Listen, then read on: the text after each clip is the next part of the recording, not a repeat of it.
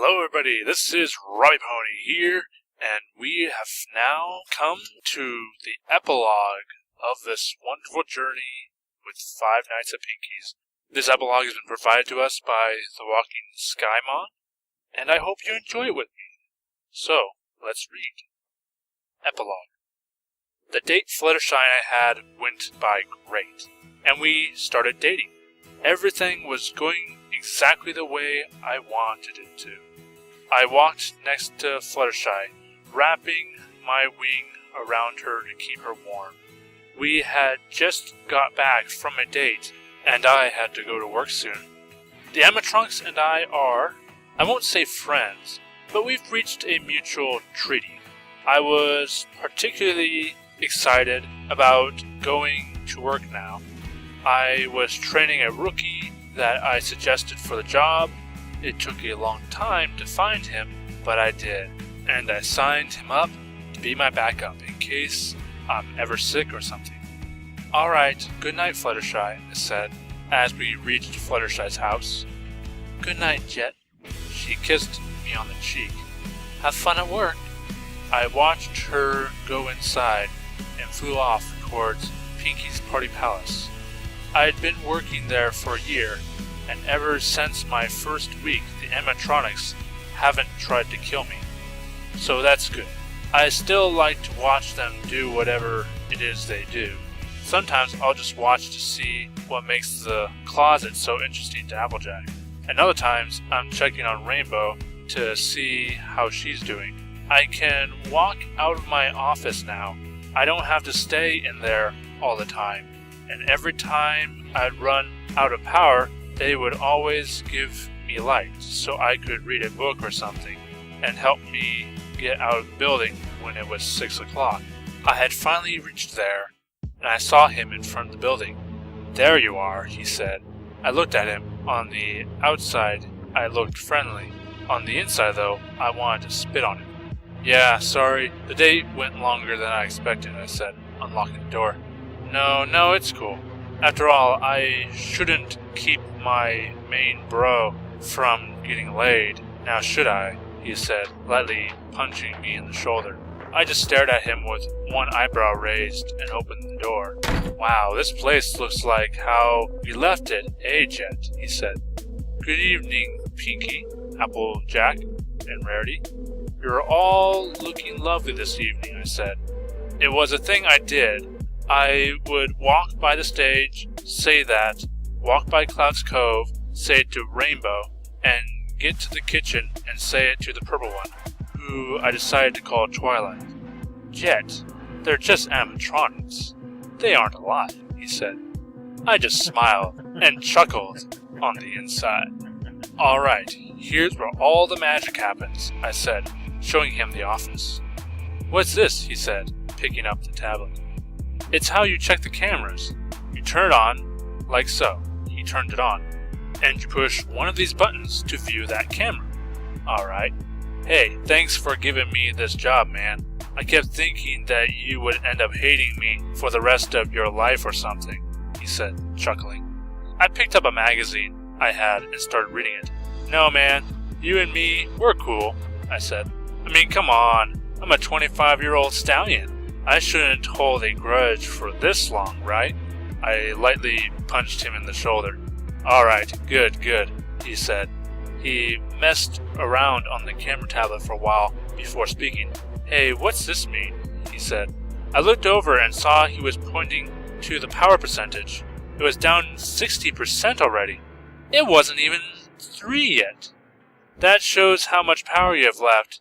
And these, I got up and closed the door, are steel reinforced doors. You close them when you need to. I opened the door and turned on the door light. That's the light you use to check if you need the door or not. Both the doors and the lights use up your power. I sat down and opened my magazine up again. What would I need them for? I don't know, I said, without looking up. So, what's her name? He said. Whose? I asked, not looking up from my magazine. Your girl, man. Oh, Fluttershy, I said. How old is she? he asked. I looked up and stared at him for a while, with a face that read, "What did you just ask?" all over it. 24, I eventually said.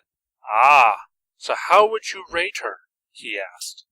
What do you mean rate? I said. You know, how big's the rack? He said. I slowly rose my head up and stared at him. He saw my expression and knew that shutting up right now would be the smartest thing he could do. After a while, I got up. All right, I'm gonna go out. You stay here and don't forget to check the cameras periodically. Not all the time. Gotta conserve power, I said. He nodded in response. I walked to the kitchen and opened the door.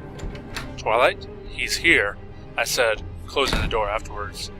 I heard movement in the room and knew Twilight couldn't wait to get started. We had spent the entire year planning out every detail. There was no way this could go wrong. I walked back to the room and sat back down. What did you do? He asked. Just wanted to walk around, I said. I then took over the camera and clicked on the stage, and just as planned, Applejack and Rarity were gone. Pinkie Pie was staring directly into the camera. The words, "Remember us," written on the wall behind her. I clicked away like nothing happened, and he immediately spoke up. Hold on, what was that? He said. What? I said, clicking back to the stage, and just as planned, Applejack and Rarity had returned to their original places. What did you want me to look at? I asked. Those two moved, man. They weren't there anymore, he said. Okay, I said. No coffee for you before work. As he opened his mouth to respond, I told him to check the door lights. He got up and checked the right one. Clear. He checked the left one, and Applejack gave him a little surprise. Ah, what's that? I heard him say. What? I said. He pointed behind the door, and I turned the door light on. Applejack was gone. No, I saw something. I knew it, he said. Dude, there's nothing there, I said. I stepped outside of the door and stared at him. See? I stepped back inside, and it took him a while before he sat back down, staring at the door all the while. I looked at the power. 5% was left. It was time. I started chuckling. Dude, what's so funny? He asked. I was just remembering what happened back in '86, I said. He laughed along with me. Yeah, that was some crazy stuff, man. Yeah. You know what's funny, though? I said. He asked. I was 19. I had just gotten out of high school and was looking up any good colleges I could go to. And then you made me kill those kids, and I was thrown in jail for that. And equestrian law states that since I committed a crime, I can't go to college anymore, I said, still chuckling. He had stopped chuckling by now. Yeah, man, I'm sorry, he said. I didn't stop chuckling. Yeah, I know. You know, you ruined my life. I looked at him, chuckling. I can't get a better job than this. But at least I can see Fluttershy again, and that's worth more to me than all the money in the world. I looked at the power. 1%. But don't worry about it, man, I said.